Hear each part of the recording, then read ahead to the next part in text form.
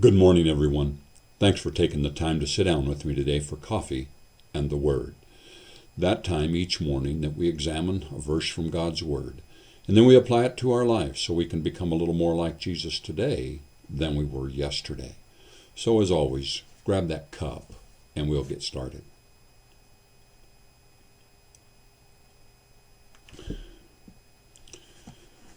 As we continue on in our Advent readings, it's entitled today, Two Kinds of Opposition to Jesus.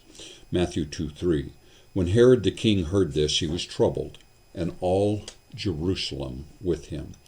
Jesus is troubling to people who do not want to worship him, and this creates opposition against those who do.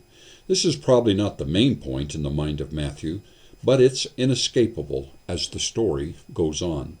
There are two kinds of people who do not want to worship Jesus the Messiah. The first kind is the people who simply do nothing about Jesus. He is a non-entity in their lives. This group is represented by the chief priests and the scribes. Assembling all the chief priests and scribes of the people, Herod inquired of them where the Christ was to be born.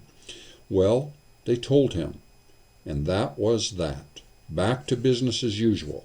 The sheer silence and inactivity of the religious leaders are overwhelming given the magnitude of what was happening. Comparing that with the reaction of Herod and the rest of Jerusalem, when Herod the king heard this, he was troubled, and all Jerusalem with him.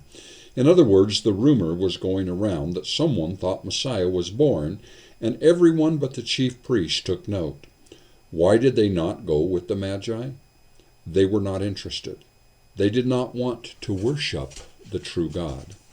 The second kind of people who do not want to worship Jesus are those who are deeply threatened by him. Herod was deeply afraid, so much so that he schemed and lied and then committed mass murder just to get rid of Jesus. Still today, these two kinds of opposition will come against Christ and his worshipers: indifference and hostility. Are you in one of these groups? Let this Christmas be the time when you consider the Messiah and ponder what it is to worship him. Be blessed and have a grace-filled day.